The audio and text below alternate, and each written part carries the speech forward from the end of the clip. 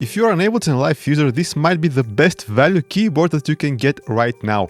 The Launchkey MK4, and I have the 37 key full-size version here with me, a size that for some reason most companies just don't make. And this updated range of keyboards has a couple of features up its sleeve that set it apart from the competition, especially if you use Ableton Live. But it also has integration with many other DAWs. And before we take a look at the hardware and the DAW control features, I just need to mention that Novation did send this keyboard to me free of charge, but they are not sponsoring this video. So let's first take a brief look at the hardware. We have 37 full-size synth action keys, and actually the Launchkey MK4 range is probably the most comprehensive keyboard range on the market. They pretty much have every size that you can think of, from the super portable mini key models with 25 or 37 keys, the portable but still full-sized keys on the 25 key and the 37 key models, but also the 49 and 61 key models that have a premium semi-weighted key bed. So the whole thing is pretty light and entirely made out of plastic,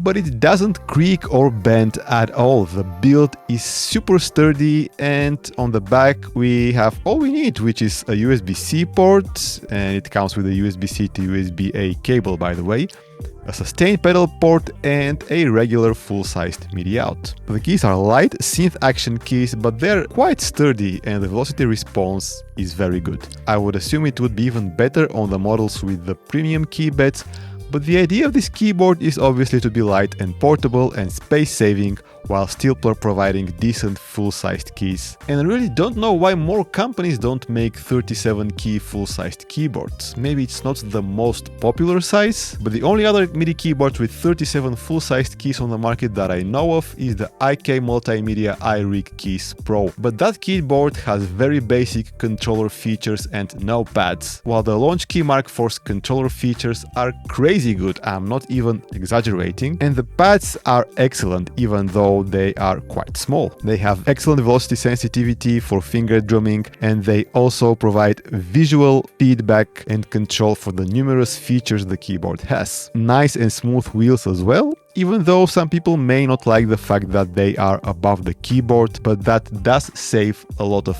horizontal space. The knobs are endless encoders, and this is a nice upgrade from the last generation Launchkey, but they are a bit cramped, a bit too close to each other, which is one of the very few downsides of this controller. And the buttons are smooth and rubberized. They're not loud like other budget keyboards, but I wish they were a bit more clicky, but that's a bit too nitpicky.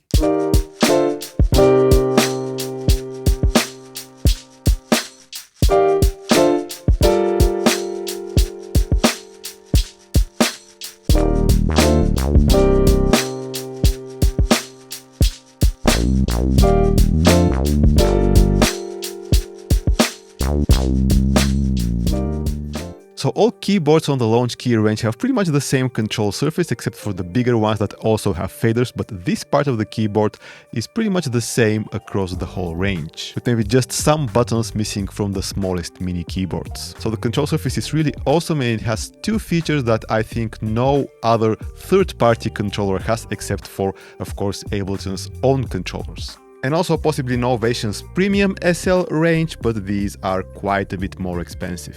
And the first one is my favorite, the Capture MIDI button. Live users should be familiar with it, but in a nutshell, this is retrospective MIDI recording. You can just play without pressing record, and when you hit capture, it recalls everything you've played up to a certain number of bars. And it also sets the project tempo to match your playing if this is the first thing you've recorded. This feature of Live is so good that most of the time I don't really record the traditional way. It's incredibly useful, and having it directly on the keyboard is really, really nice. But to be fair, the Launchkey MK3 had the same feature as well. What it didn't have though is the ability to use the pads as a step sequencer, so you can sequence your drums, melodies, bass lines, even chords. And again, except for Novation's keyboards, no other brand has the ability to step sequence directly into a clip in Ableton Live. So let me actually show you how that works. We hold Shift, hit the DAW button, so it switches between launching clips and the step sequencer. So I choose a sound to sequence from our drum rack. Let's sequence this kick.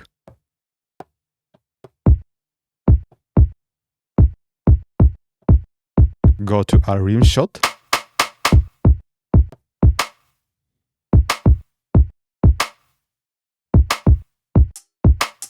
hi-hat.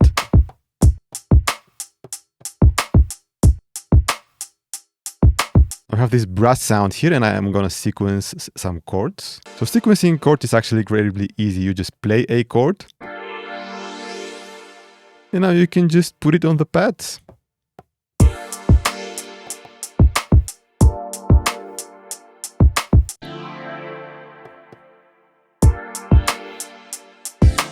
Go to our bass line.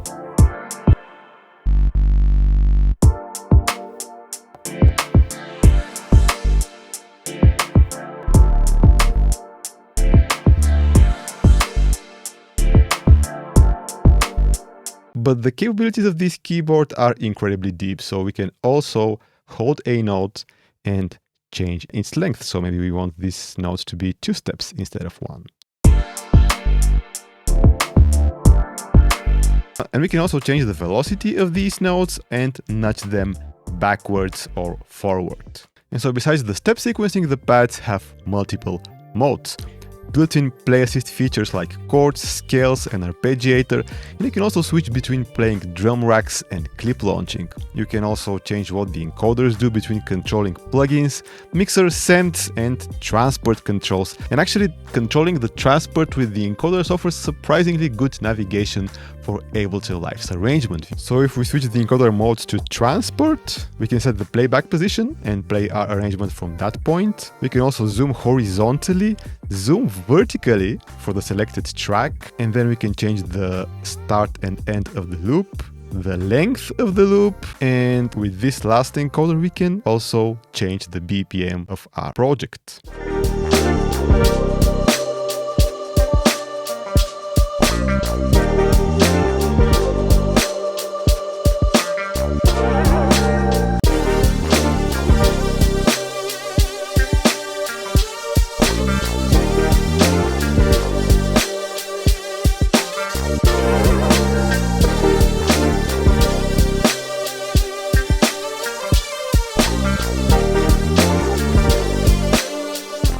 By the way, I have a question, guys. Do you use the control features on your MIDI keyboards, or do you actually just use the mouse for most stuff? To be honest, me, I mostly use the mouse and the keyboard, but I do appreciate having stuff like capture, play, stop, record, undo, metronome, like those things that you need quick access to. I really like to have them on the keyboard, but for all this in-depth control that this keyboard offers, honestly, most of the stuff I would do with the mouse and the keyboard. This is just the way I'm used, but I'm curious to hear what your workflow is. And this user chord mode for the pads is actually really useful. So you can play chords and it tells you what chords you're playing.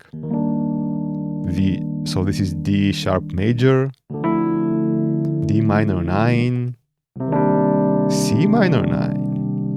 So you can hold a pad and memorize a chord to that pad.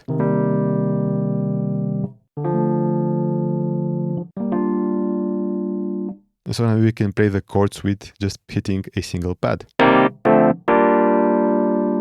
And the scale and chord map features are incredibly good. So you hold the scale button and you set a scale, and it actually syncs with the scale of your Ableton Live project. And you have different modes in terms of how the notes are laid on the keys. I'm not gonna go into too much detail about that, but the chord map feature is really good. So when you hit chord map, you have 8 chords on these 8 pads here.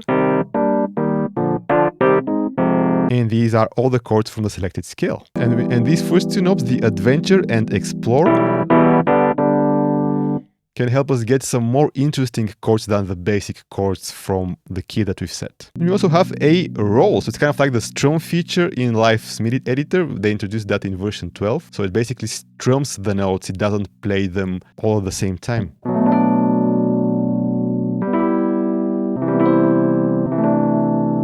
Oh, and I forgot to mention that the pads do have polyphonic aftertouch, so if the instrument that you're playing has that enabled, you get additional control by pressing down on the pad. Now, this obviously isn't the only keyboard on the market with chord features, but the implementation here is really awesome. So with this keyboard you also get a great software bundle. You get some really cool plugins from Clefgrant, GeForce and orchestral tools. You also get, of course, the obligatory Ableton Live Lite if you don't have any version of Live, and some free lessons with Melodics. So it's a really comprehensive bundle that sweetens the deal for this keyboard.